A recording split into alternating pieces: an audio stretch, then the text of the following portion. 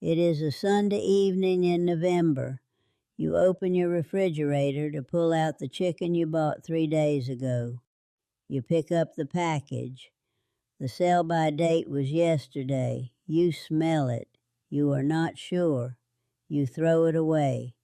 $12 of chicken in the trash because you waited 1 day too long. You open the freezer to find something else for dinner. The ground beef in the back has freezer burn. The pork chops from 2 weeks ago have ice crystals through the entire package. You pull out what looks salvageable and spend 20 minutes planning around what the freezer did to your groceries.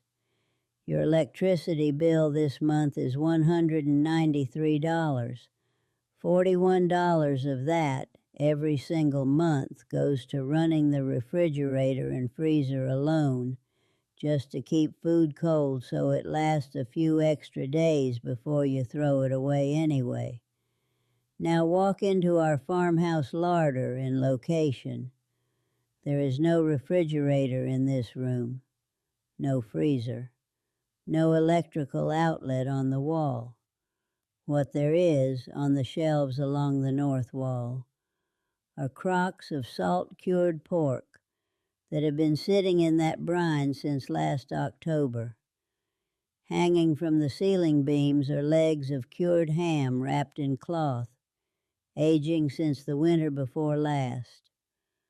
On the lower shelves, sealed jars of rendered lard packed with cooked pork, preserved under a layer of fat the way farmhouse kitchens across Pennsylvania have preserved meat since before the American Revolution. None of it is refrigerated. All of it is safe. The ham hanging from the beam was butchered 22 months ago. It will still be good 6 months from now. My grandmother preserved every cut of meat that came off our animals using methods her grandmother taught her. Methods that fed Pennsylvania Dutch farming families through winters and through years when the harvest was thin. Methods that need no electricity, no plastic, no monthly bill, and no guessing about sell-by dates. I am name. I farm in location. And on this channel, we share the old fixes that worked before the industry told you that you needed their product to solve a problem your grandparents solved for free. Today, I am walking you through the complete Amish meat preservation system, the salt cure method, the lard pack method, the smoke method, the real science of why each one works, and the honest scope on what they do and do not do. By the end of this video, you will understand that a refrigerator is a convenience, not a necessity. Meat spoils through 2 mechanisms: bacterial growth and oxidation. Bacteria on raw meat double in population roughly every 20 minutes at room temperature. Refrigeration slows that growth. Freezing stops it almost entirely, but does not kill the bacteria. They resume growing the moment you thaw the meat. The methods I'm walking you through today work differently. They do not slow bacteria with cold. They remove the conditions bacteria need to grow at all. The key concept is water activity, abbreviated AW. It measures how available the water in food is for microbial use. Pure water has a water activity of 1.0. Most bacteria that cause foodborne illness require a water activity above 0.91 to grow. Most molds require above 0.70. Reduce a food's water activity below those thresholds, and the organisms that cause spoilage cannot grow regardless of temperature. Salt reduces water activity through osmosis. When meat sits in salt or brine, the high salt concentration outside the meat draws moisture out of the meat cells through the cell walls. As water leaves, the water activity of what remains drops below the threshold bacteria need. Salt also enters the cells and is directly toxic to many bacterial species. It does not just remove water, it kills bacteria outright at curing concentrations. This is the same mechanism that has preserved meat since ancient Egypt, and the same one your great-grandmother used. Dry curing is the oldest and simplest method. Salt, time, and a cool location, nothing else. Best suited to pork belly, pork shoulder, pork legs for ham, well-marbled beef cuts, and duck legs. Lean cuts like chicken breast do not cure as evenly because the lack of fat means salt penetrates unevenly.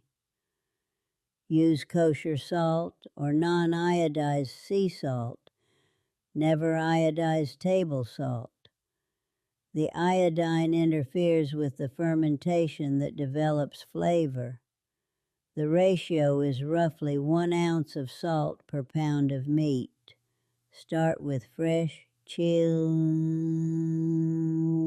meat, never frozen. Pat the surface, dry. Coat every inch generously with salt, paying special attention to folds and creases where two surfaces touch. Place the salted meat in a ceramic crock, food-grade plastic container, or cloth-lined wooden box. Never metal, which reacts with the salt over long periods. Store in the coolest location available, ideally below 55 degrees. Every 2 to 3 days, drain any accumulated liquid and reapply fresh salt anywhere the original coating has dissolved in. That liquid is water being pulled out of the meat. Removing it and resalting keeps preservation moving forward. For short-term preservation of 1 to 3 months, this cycle runs 7 to 10 days. For long-term preservation of 6 months to 2 years, traditional curing runs the salt and drainage cycle for 3 to 4 weeks, then moves the meat into a hanging phase where it continues losing moisture and developing the dense, firm texture of properly cured meat. My grandmother cured pork legs every November after the autumn slaughter. By December, the hams were firm and ready for hanging. 14 months later, they were still perfectly safe, with the deep concentrated flavor only long curing produces. Brine curing submerges meat in a salt and water solution instead of packing it in dry salt. The mechanism is identical. Osmosis pulls moisture out and creates an environment hostile to bacteria. It is faster for smaller cuts and gives a more even seasoning. The basic farmhouse formula is 1 pound of kosher salt dissolved completely in 1 gallon of water, producing roughly 80% saturation. Our family adds 1 tablespoon of whole black pepper, 2 bay leaves, and 3 cloves of garlic per gallon. The allicin in garlic and the essential oils in bay leaf both contribute genuine antimicrobial action on top of flavor. Cool the brine fully before adding meat. Submerge the meat completely and keep it submerged the entire curing period using a weighted plate or a sealed, water-filled jar. Any meat surface exposed to air is not being preserved. For 3 to 5 pound pork shoulder or belly cuts, cure 14 to 21 days in a cool location. For whole hams, 4 to 6 weeks. Check the brine every 3 to 4 days. A healthy brine smells of salt and the aromatics you added. Any sour or putrid smell means contamination, and that batch should not be eaten. After curing, rinse, pat dry, and the meat is preserved, ready for cool storage, air hanging, or the smoking phase for additional preservation. Smoking combines 3 separate antimicrobial actions in one process.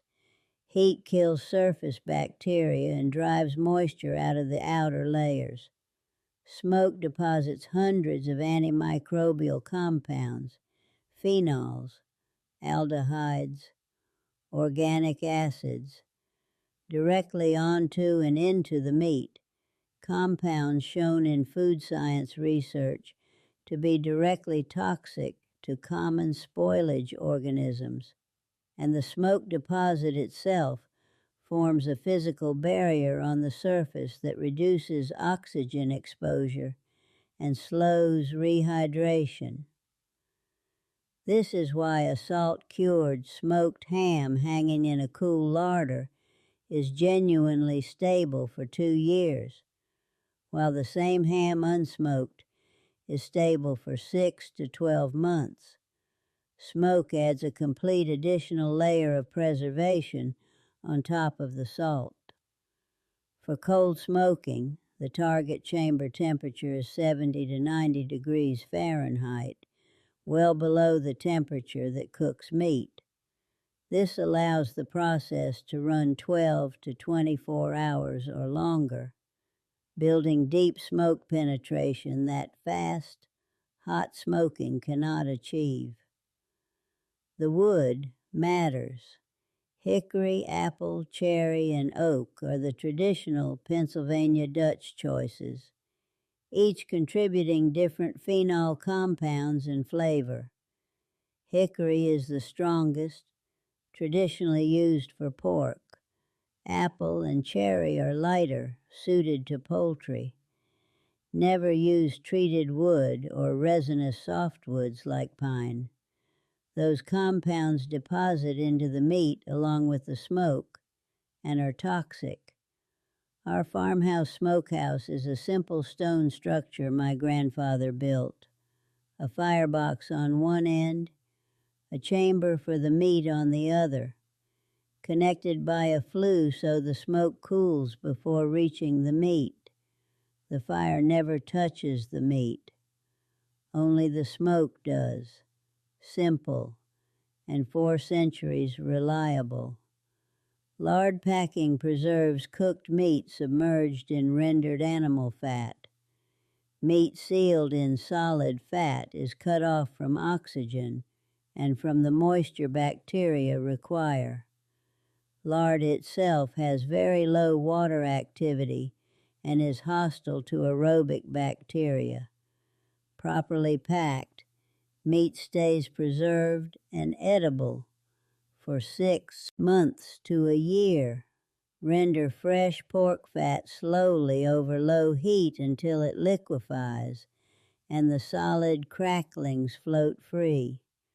Strain through clean cloth to remove all solids. Let the clear fat cool to just above its solidification point, around 100 degrees, warm enough to pour but not hot enough to cook anything. Cook the meat fully before packing. Roast pork, braised shoulder, confit duck all work well. It must be completely cooked with no pink interior. Pack the cooked meat tightly into a clean crock or jar, then pour the warm fat over it, filling every gap so there are no air pockets. Let it cool until the fat solidifies into a complete seal. Store in a cool cellar below 55 degrees, where it stays stable 6 months to a year. Each time you take meat out, remelt enough fat to recover exposed surfaces before it resolidifies, maintaining the seal. My grandmother kept a crock of lard-packed pork in the cellar every winter. When she needed a quick meal, she scooped a portion, melted off the fat, and had fully cooked, already seasoned pork ready in minutes. No thawing, no guessing. I want to be direct here because improperly preserved meat is genuinely dangerous. Use the full salt concentration. Undersalted meat is not preserved. It is meat slowly spoiling under the appearance of preservation. Do not reduce the salt for taste. Adjust it after curing by soaking in fresh water before cooking. Never during curing. Maintain cool temperatures while curing. Above 60 degrees, certain salt-tolerant bacteria can grow in the early hours before salt fully penetrates. Always start with the freshest meat available. Preservation locks in the condition of the meat at the start. It does not reverse spoilage already underway. Know what spoilage smells like. Properly cured meat smells of salt, smoke if smoked, and a rich aged meat smell, never sour, never of ammonia. Any sign of that, discard it without tasting. If you are new to this, start with short 2 to 4 week cures before committing to the longer timelines. These methods work powerfully for pork, beef, duck, and goose, and for lamb and venison with appropriate ratios. They are less suited to poultry breast and other very lean cuts, which lack the fat content for even salt penetration. They do not replace your refrigerator for meat you intend to cook within the week. What they provide is the ability to preserve large quantities from a seasonal slaughter or bulk purchase for periods refrigeration and freezing cannot match at any cost. A chest freezer runs roughly $150 a year in electricity and depends entirely on continuous power. A farmhouse larder needs none of that, and the meat improves in flavor rather than degrades over its storage life. The refrigerator was commercially available in American homes by the 1920s. Within one generation, the complete knowledge of salt curing, smoking, and lard packing that had fed families for 300 years was classified as obsolete and largely disappeared from mainstream households. It did not disappear because it stopped working. Osmosis has not changed since 1920. The knowledge disappeared because there was no money in teaching it once the appliance was sold. A household that cannot preserve its own meat must buy small quantities at retail prices, pay monthly electricity to store them, and throw away whatever expires before it gets used. A household that knows how to cure and smoke buys in bulk at lower cost, needs no electricity for long-term storage, and wastes almost nothing. Your great-grandmother's knowledge was not replaced by something better. It was replaced by something more profitable for the industry, not for you. The average American household spends roughly $450 a year on beef, pork, and poultry, much of it in small quantities at retail prices because home storage is limited by short shelf life. A whole pork leg purchased directly from a local farm at slaughter season costs $30 to $50 and yields 8 to 12 pounds. Cured and smoked, that leg provides meat for 12 to 24 months at a fraction of the equivalent retail cost per serving. A standard household refrigerator and freezer costs roughly $490 a year in electricity. A larder of salt-cured and smoked meat costs nothing to maintain. Combined, bulk farm pricing plus eliminated retail purchasing plus reduced electricity puts the saving in the range of $300 to $600 a year for a household that adopts even a partial preservation program. Buy 1 box of kosher salt this week, $2. That is the entire materials investment to begin. Ask your local butcher or farm market for a pork belly or shoulder, 3 to 5 pounds, fresh and unseasoned. Coat it completely in salt, place it in a ceramic or glass container, and put it in your coolest storage space. Check it every 3 days, draining liquid and reapplying salt where it has dissolved in. Do this for 14 days. At the end, rinse it, cook it, and taste it. Tell me in the comments whether what you pull out of that crock tastes like anything you have ever bought refrigerated at the grocery store. It will not. Tell me in the comments below. Does your family have any history with home meat preservation? And what method was it?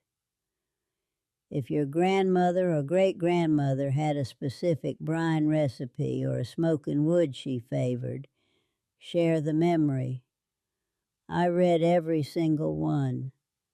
Next time I'm walking you through the Amish fix for your laundry detergent bill. A $6 recipe that makes a full year's supply and contains none of the synthetic fragrances the industry has been putting in your family's clothing for 40 years. Subscribe so you do not miss it. Until then, buy the kosher salt, find the pork belly, pack it in a crock. Let 4 centuries of farmhouse knowledge do what your freezer has been charging you $41 a month to approximate. That is the Amish fix.